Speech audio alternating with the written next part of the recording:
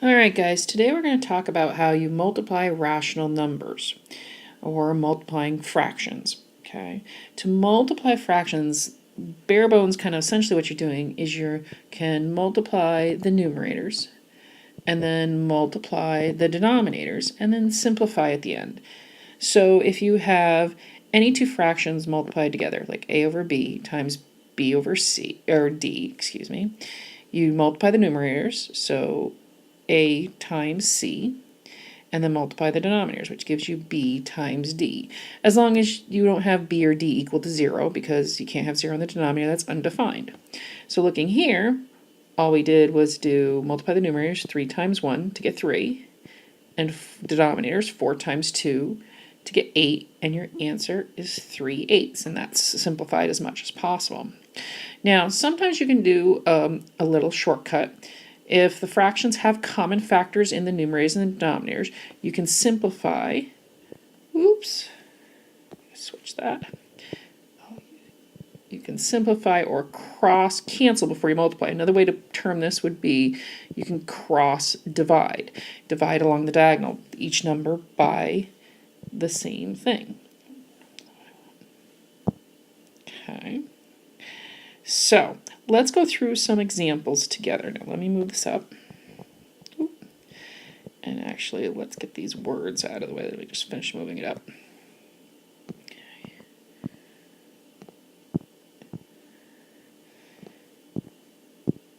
Okay, there we go. Get rid of those words out of our way. All right. Now, and also, though, so let's go through this. We have 3/4 times -7/9. Now, we have signs are different, so my answer I know is going to be negative, so that doesn't change. Those rules don't change. Now here, I could do 3 times 7 and get 21, and 4 times 9 and get 36. But something I notice here is that on the diagonal, 3 and 9 both can be divided by 3, so I can cross divide or cross cancel. 3 divided by 3 would be 1. 9 divided by 3 would be 3. Now I can multiply the numerators. 1 times 7 is 7. And then multiply the denominators. 4 times 3 is 12. And then since signs are different, it's going to be a -7/12. All right. Let's see. Next one, number 2. Now, this one we have mixed numbers. Now, this is really important. Mixed numbers must be renamed as improper fractions before multiplying. A lot of times people make a mistake of just multiplying the whole numbers and then multiplying the fractions.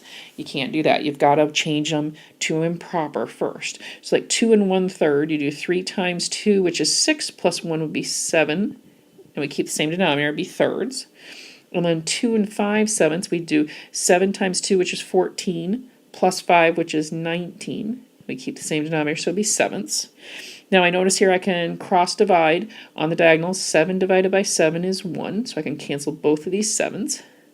And now we can multiply numerators and denominators. We would get 19/3. Now we don't want to leave our final answer as 19/3. We have to switch it back to a mixed number, which 3 will go into 19 6 times, because 3 times 6 is 18, with 1 left over, so it'll be 6 1/3. Okay. Now, number 3, in example number 3, you notice we have some mixed numbers and also a fraction. The fraction is going to stay the same, but the mixed numbers we do need to change to improper. So 3 3/4 is going to become 4 times 3 will give us 12, plus 3 would be 15. So there's 15/4 times 1 2/3. 3 times 1 is 3, plus 2 is 5. So there's 5/3 times 2/5 is going to stay the same. It's already just a plain old fraction. Now, I look here. Now, anything in any of the numerators can cancel with anything in the denominators. So, like I notice, I can cross cancel 5, the 5s. 5 divided by 5 is 1. And I can also cross cancel, even though they're not directly next to each other, but because multiplication is commutative. This 2 up here can be divided by 2, we get 1. And the 4 down here can be divided by 2, which is 2. And then I can also divide 15 and 3 by 3. 3 divided by 3 is 1. 15 divided by 3 is 5. Now I can multiply across the numerator. We have 5 times 1 times 1, which is 5. And then 2 times 1 times 1, which is 2, which is 5 halves, or 2 and a half, because 2 will go into 5 twice with 1 left over. So we get 2 and a half. Now, with number 4, we have 3 times negative 1/3 cubed. Now, technically, you're supposed to do the exponent first, or you could think of this. Now, 3 is a whole number, so we could think of that as 3 over 1 times a negative 1/3, and we got to multiply it 3 times. So negative 1/3 times negative 1/3 times negative 1/3. Okay, now the 3 in the numerator will cancel with one of those 3's in the denominator. So 3 divided by 3 is 1, 3 divided by 3 is 1. And all we have left in the numerator is 1, 3. Or, excuse me, all we have left in the numerator is just 1's. And then we have 2 3's left in the denominator, so that'd be 9. And we have an odd number of negatives because we have a negative number raised to an odd power. So it's going to be a negative 1/9. Okay, now, in number 5, we can apply some algebra here. Now the numbers are going to work exactly the same way. All right, so we could cancel the 6 and the 3. I tend to like to concentrate on the numbers first. So 3 divided by 3 would be 1. 6 divided by 3 would be 2. Okay, so we know we're going to have 1/10 as the numerical part. Okay, now we got to look and see what we're going to have left for variables. And there's a couple different ways you could look at it. You could break apart the exponents. Like a squared is a times a. And then we have, that's how many a's we have in both numerators. And then in the denominator we have 1a. So a divided by a would be 1. So we know we're going to have 1a left in the numerator. And then in the numerator for b's we have 1b in the numerator. And b squared would have 2b's in the denominator. And b divided by b would be 1. So we have 1b left in the denominator. So we have 1a over 10b, or you could have it as a over 10b. Now another way you could look at it is you don't have to separate it. You could go a squared divided by a is just a, and a divided by a is 1. And here, b and b squared can be both b divided by b. B divided by b is 1. B squared divided by b, it would be b. It just depends on how you want to look at it. But your final answer is a over 10b. All right, what I want you guys to do is pause the notes here, try the practice problems, and then start the notes back up so you can check your answers. So pause and try the practice problems in 3, 2, 1. All right, guys, let's go over the practice problems real quick. Okay, looking at number 1. I look at this and I can see I can divide the 2 and the 4 on the diagonal by 2. So 2 divided by 2 is 1. 4 divided by 2 is 2. Multiplying the numerators, 1 times 2 is 2. 1 times 10 is 10, but that's not quite in simplest form yet, so I got to simplify that down, dividing both numerator and denominator by 2 again to get 1/5. All right, number 2. I can multiply on the first diagonal. 5 and 10 can both be divided by 5. 5 divided by 5 is 1. 10 divided by 5 is 2.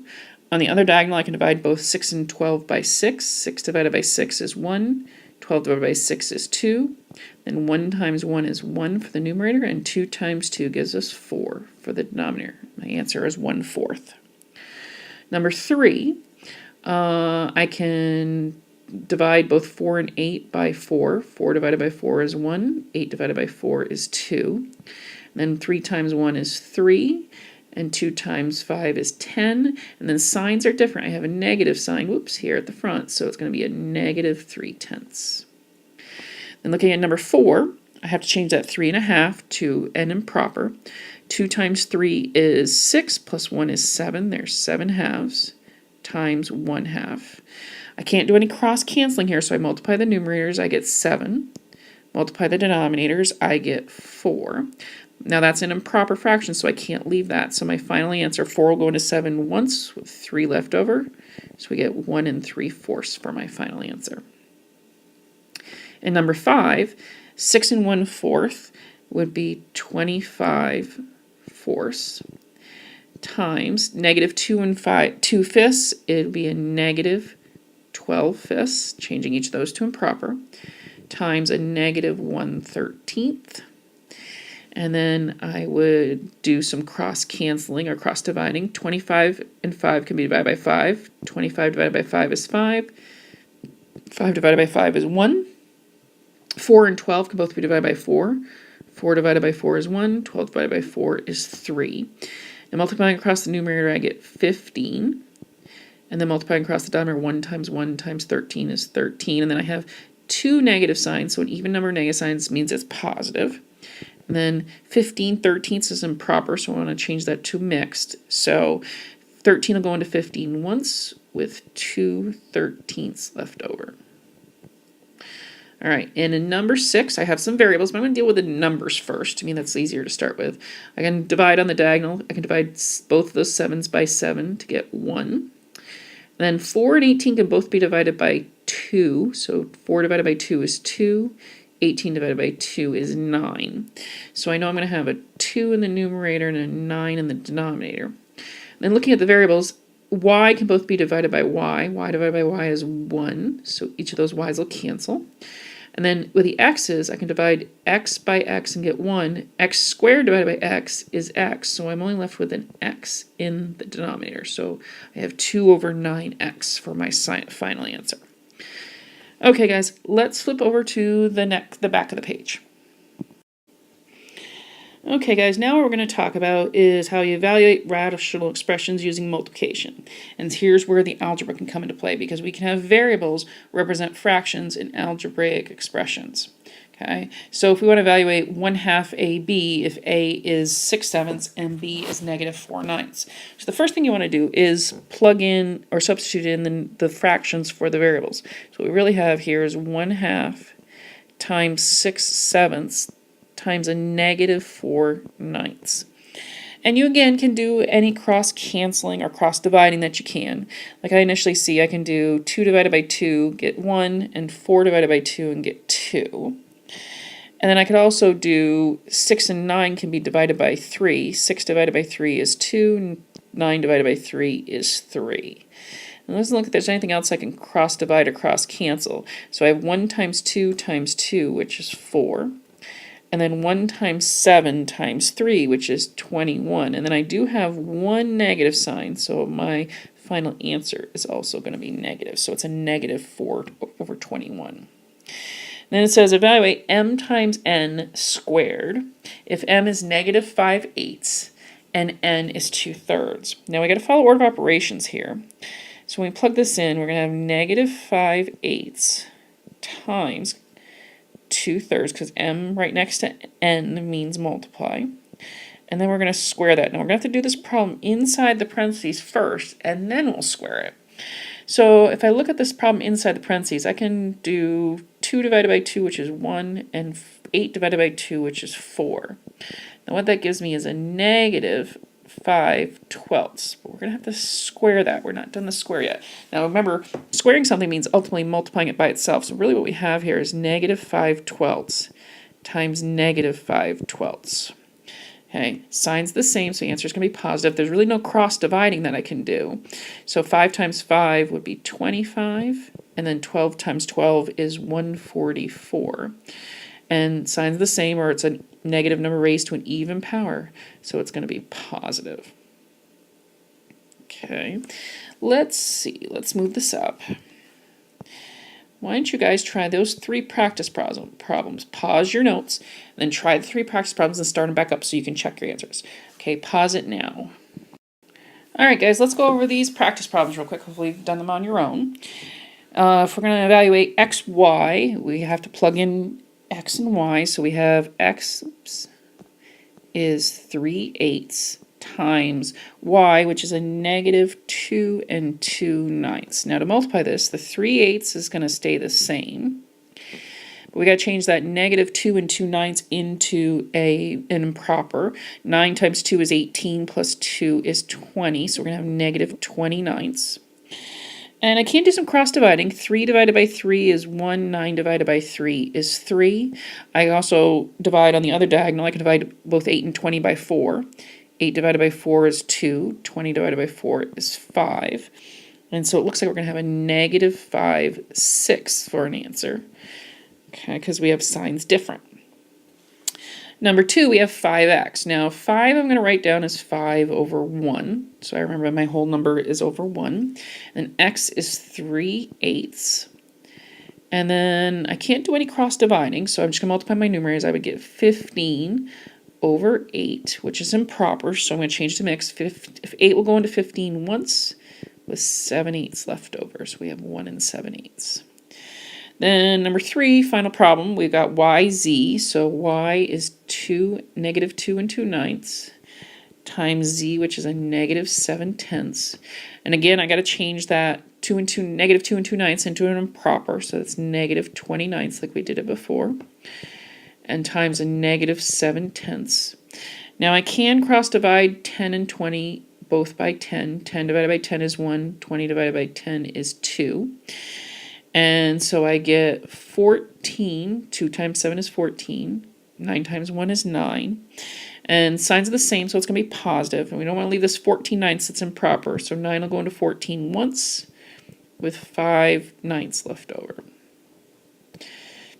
All right, guys, hopefully this was a really good refresher for multiplying rational numbers.